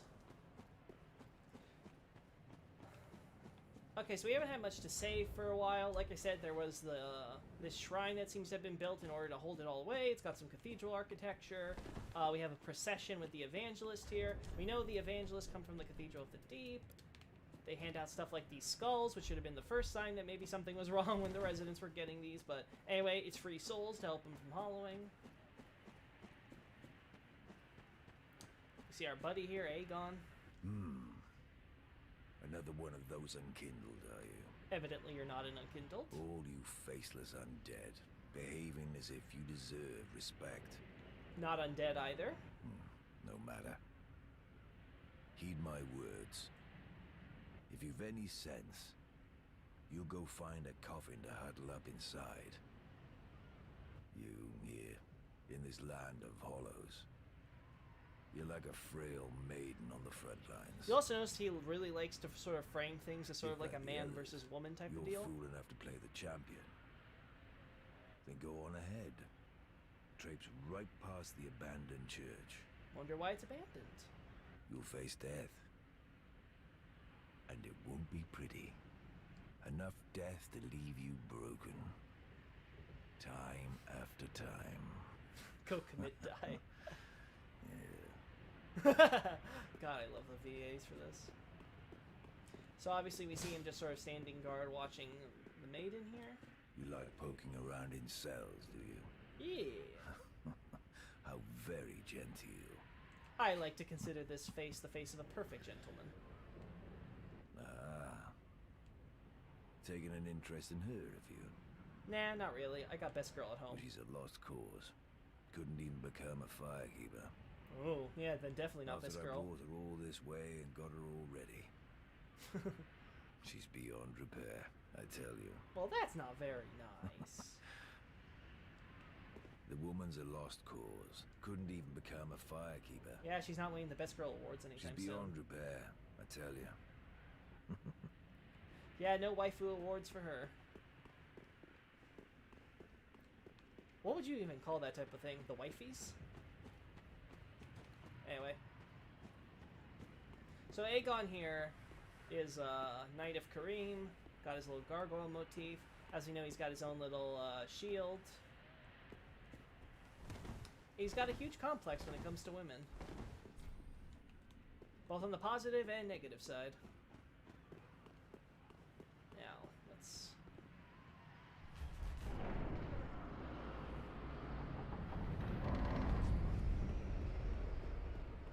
go... Oh no! My lift!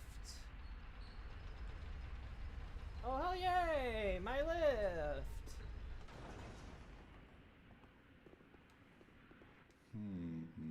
Yes, yes, yes. Blah, blah, blah, blah, blah. Blah, blah, blah. Now, I'll be honest. I have never cared for the Catarina Knights. Just not my favorite character. Never even finished Sigmeyer's questline, I don't think, in all my playthroughs of Dark Souls.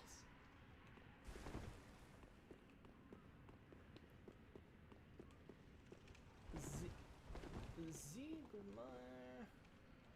Oh, you know, it's not worth it.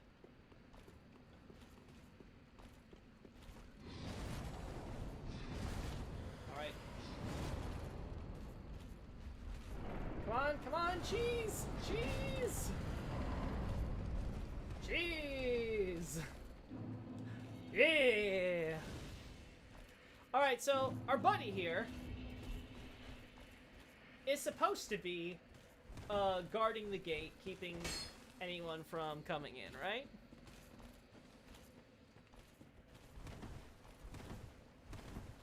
Onion boys are overhyped. Yeah, I don't hate them or anything. It's just I don't care for them. I've just never found them particularly charming. But anyway, we've got our Boreal Knight here, who, much like Vort, is guarding a doorway, this one into the city. And it seems like he's sort of acting as sort of like, and again, another sort of quarantine point, keep everyone inside. It This also seems to be why this church has been abandoned, because, well, what are you going to do with a Mad Knight like this?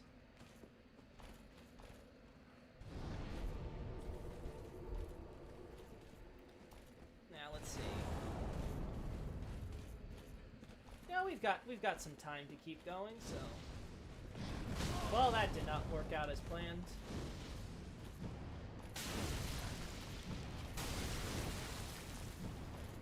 God, I cannot believe we can do this. I did say I might cheese some enemies.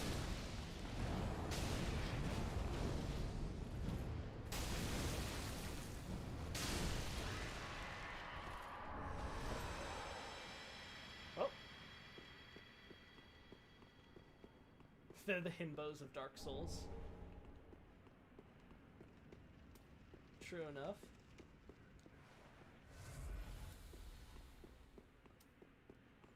Well, let's go see what our Onion Knight boys are doing. To be honest, I always like Siegward as a character much more than Siegmeyer, though. Like, oh.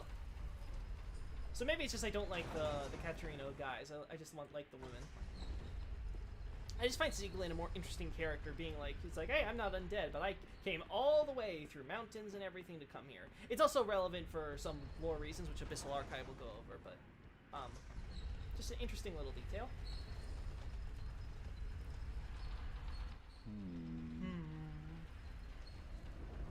Let's solve this issue.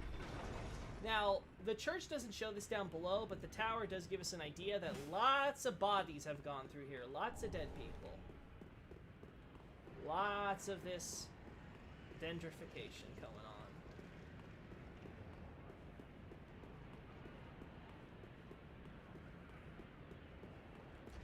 Again, reminder that Dark Souls is best viewed when you're not zooming in and looking at all the small little details, because oh boy, do they not stand up to scrutiny. Just look straight ahead. Never down, never up, depending on the area.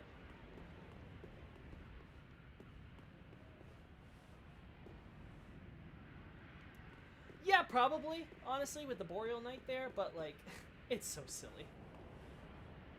Oh, you can actually see the demon from up here. I'm actually kind of surprised. Alright, so we got our giant here. Now, the giant slaves in Dark Souls 1 weren't exactly living laps of luxury, but things have gone clearly downscale. They got all this stuff stabbed in. We can see multiple holes and stuff, showing it's been happening several times. Their skin is cracked. It's dried. They look a bit thinner in some respects from how they did in Dark Souls 1. Their skin is obviously very unhealthy looking. Like, it doesn't look like they've had some good treatment, not to mention all the chains and stuff. Oh, Scanty. Oh, right, Scanty. I don't think you were here earlier. So, I've been talking about this in the past few streams over. So, this plant life, and if you read on my website, the third beginning, I go into this in more detail, but these specific plants, these are reused models from Bloodborne, I believe. But the idea in Dark Souls 1 is that they're essentially used to indicate when there are, basically whenever humanity has been left here and it's sort of suffered from the stagnation. We'll see with humans, specifically with humans, because of their Dark Souls, that they don't just like turn to stone or turn to ash or something like that. They'll turn into plants and usually trees. And this little plant model is used to help indicate that. So when you see lots of this around, it tells you there's been lots of death and corpses around here that have stagnated. You see this, for example, in the Pilgrims, all the way back at the church where we find Emma. You see them growing these plants, and you'll see them, I recommend watching the first live stream, like just put on ×2, and you'll be able to get a lot of that detailed backlog. But that's the basic idea, and I'll be continuing to illustrate this as we continue, how it's being used and shown. It's especially interesting once we get into Lothric Castle, but for now, let's just keep focused on the path ahead. So, now let's go this way. There we go.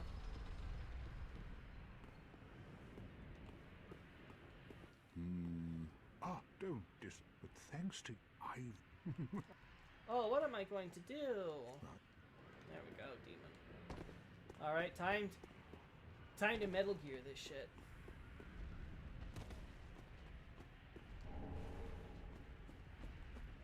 I'm gonna do this the way FromSoft seems to intend for you to handle this first time.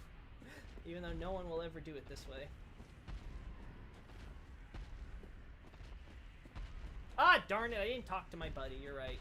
Well, I'm gonna get hit by lots of arrows in the future.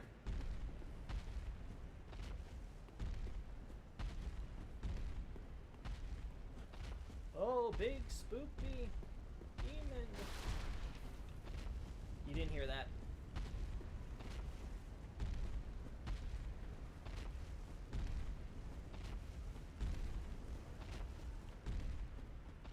There we go, we just did the stealth section. Darn it!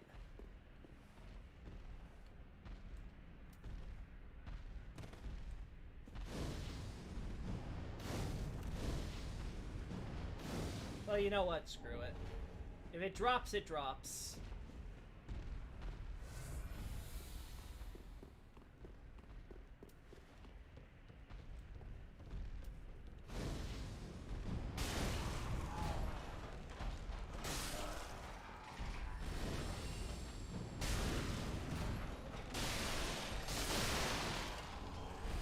So now we're entering the library for the town. Got a little bit of bookshelves here as the first indication. We're going to continue along this pathway. Again, we see more of this.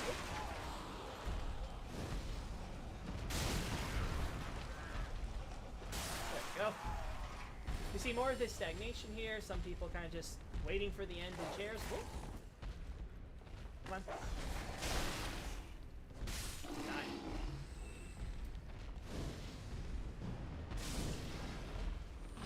Suffer. So we get to see more of this, where not just turning into stone, but also turning into trees.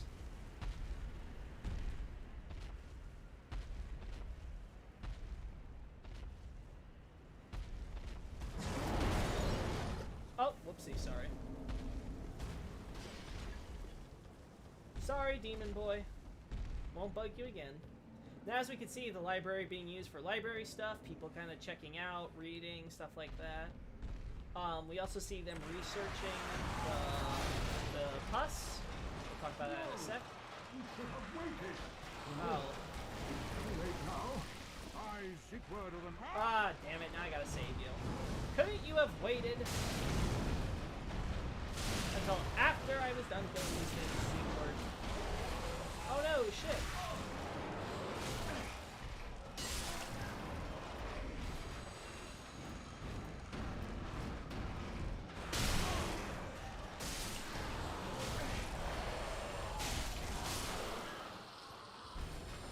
Alright, let's help him.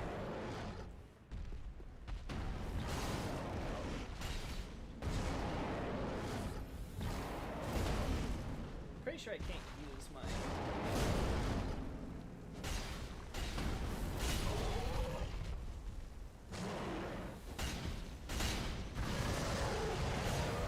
Oh, sorry there.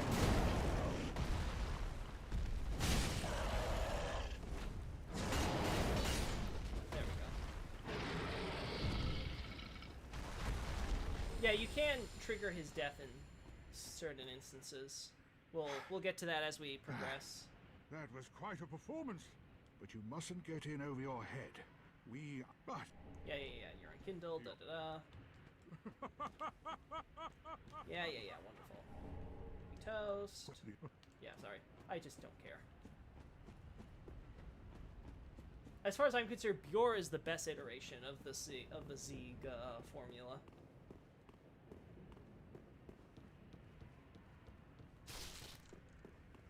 The OG. Alright. As I was saying, now, we lost our tables and stuff, so no more book table reading for the wonderful books in this library, but as we can see, there's a chest here with a human pine resin. And the idea, of course, is this is some of the humanity that is, or the pussy fluids of the humanity that has been extracted as part of the dissections, And then some people are like, hey, what's this? I kind of want to go. So they go to the library and they're looking through books trying to figure out what this stuff is, because you don't really know what it is. Why are we doing it? Why are we getting rid of this? What's the point of the dissections and all that? So it's all sort of growing, it's all sort of like this growing awareness. And then like those who do figure it all out end up being ostracized and become the Mound-Makers. Again, we talked before. There's the Aldea lab table being used properly. Again, this idea of, hey, let's study and try to figure out what exactly this thing that we're so scared of, all this dark is. Do we want to deal with these guys? No, sorry, ladies. Not today.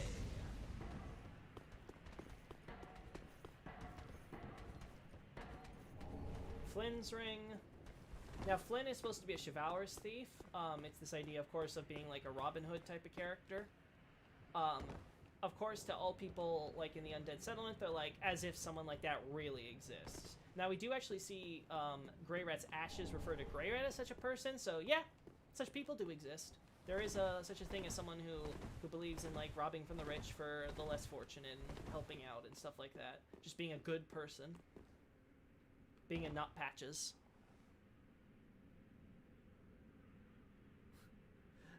Yeah, especially with all the ritual and funerary. Like, FromSoft. Can you take it from a body? We can make a weapon out of this. Again, another association with the holiness. We see this part of the shrine area being reused for, there we go, for the Chloranthy ring. Now, Chloranthy ring can be used in Dark Souls 1. Abyssal Archive will go into details about its significance there, but suffice to say, Dark Souls 3 seems to reinforce indications that it has associations with Anor Londo in the earliest period of its histories, and we'll get to that as we get to Ring City and stuff like that, so something to keep in mind for later. But there is this idea that sort of associating it with the Anor Londo strain of faiths. Now, pretty sure there's just the boss now.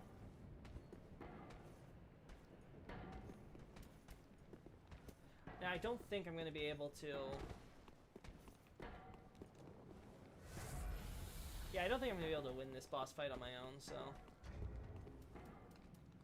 With no, like, yeah, no. Oh, whoopsie. Listen, buddy, I wanted it. I'm leaving! I'm leaving! There's the homewards. Oh, yeah, shrine.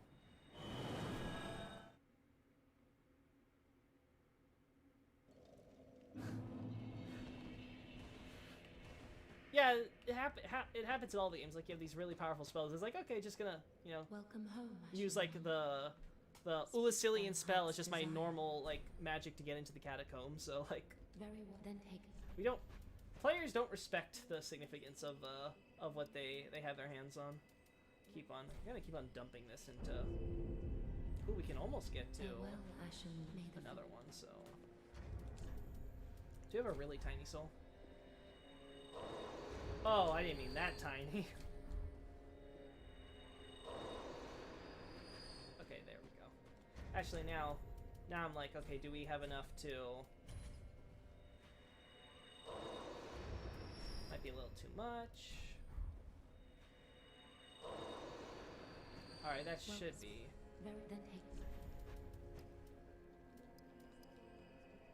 Oh, you have got to be kidding me. Okay. Farewell, Ashen Maiden. Listen, gotta... Just using them for peanuts, yeah. Speak. Very Level up. Okay, I don't know if this will be significant enough to justify it yet, but okay, yeah. Why not always prioritize my melee until we get better pyromancies? May the flame.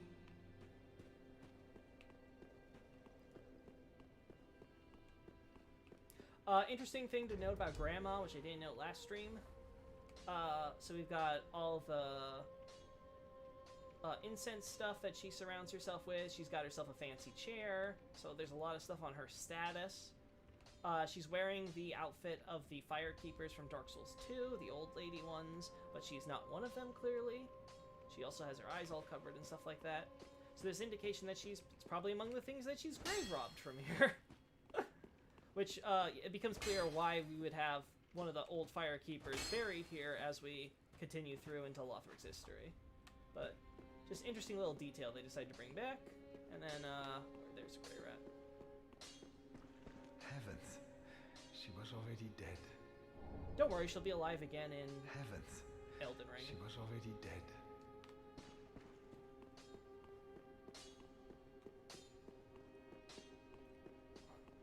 Okay. Alright, let's finish things up now with the tree stump boy.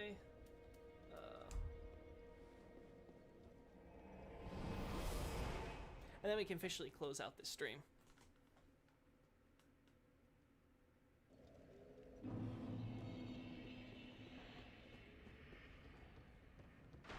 First try, watch. Totally. Not gonna mess this up. Easy win. I mean, it's curse-rotted Greatwood. What could possibly go wrong?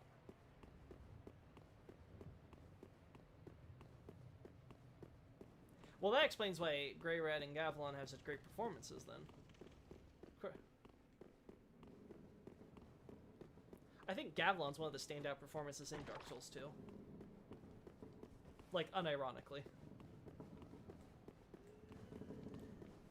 Dark Souls gets a lot of hokey acting before 3, but, like, there's a few standout ones. Usually if they're, like, Andres VA, Gavlon, I think Lucatiel did a good job, too. Oh.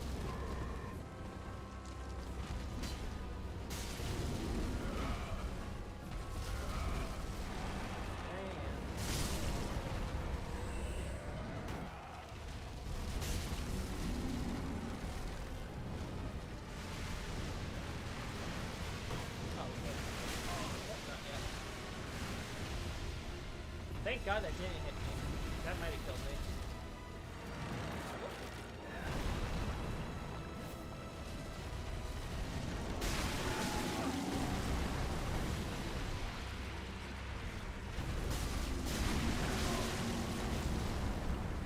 Oh my God, stop with the mobs.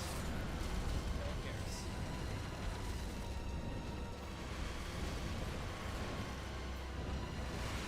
Ay, ay, ay.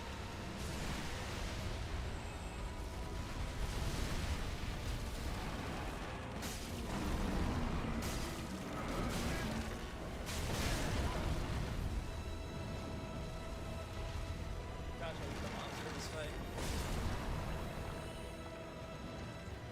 But then again, I guess it's the only way to add challenge.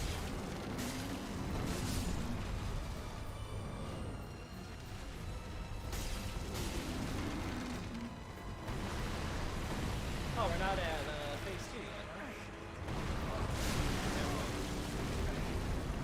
There we go.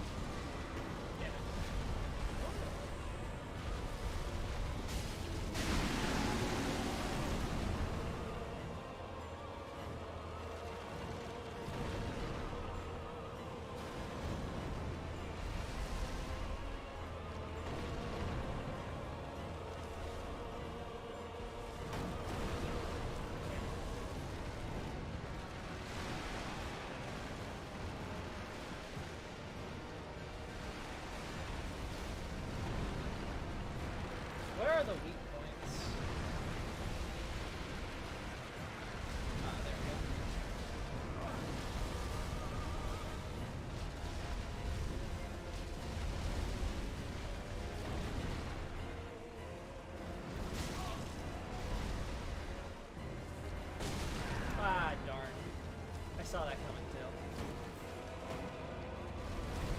Oh, I dodge rolled that. Okay. That's gonna kill me.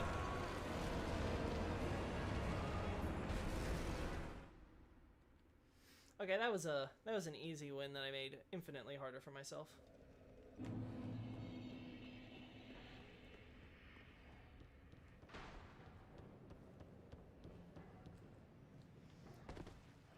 Oh.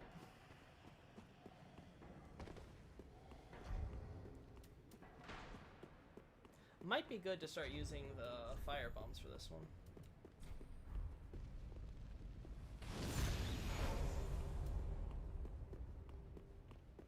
Depends on how much the mobs are gonna give me trouble, but we'll see.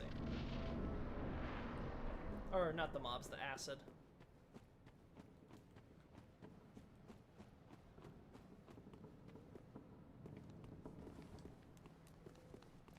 Blah blah blah. Alright.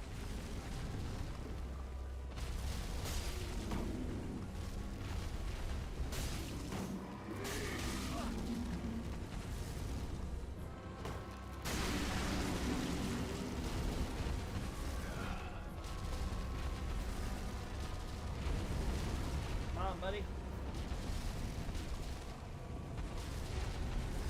Attack! There we go. There we go.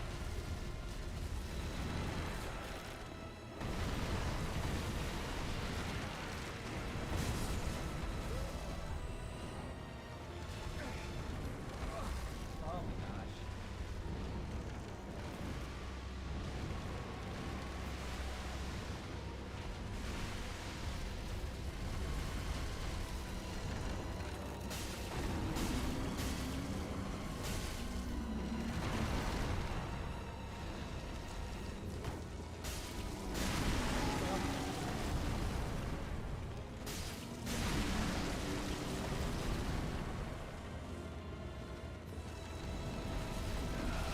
Much better first few minutes. Oh no!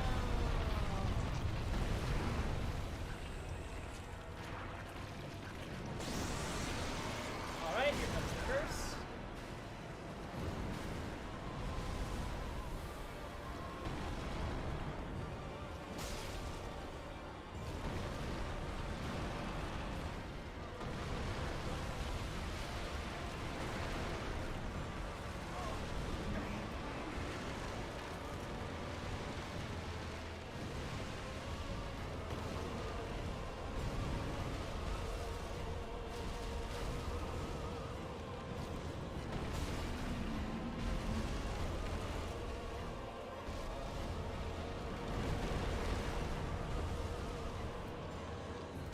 Oh, we'll see.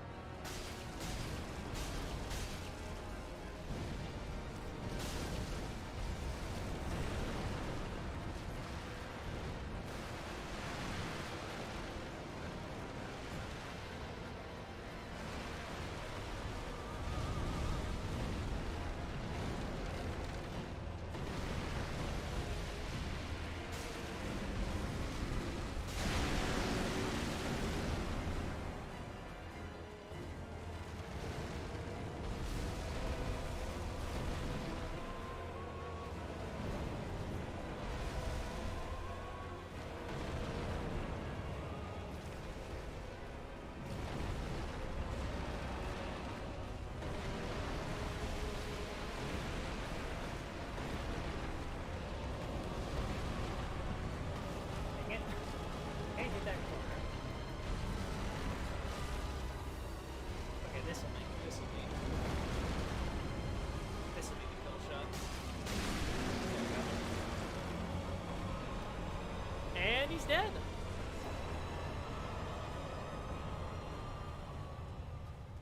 Curse Rite of Greatwood.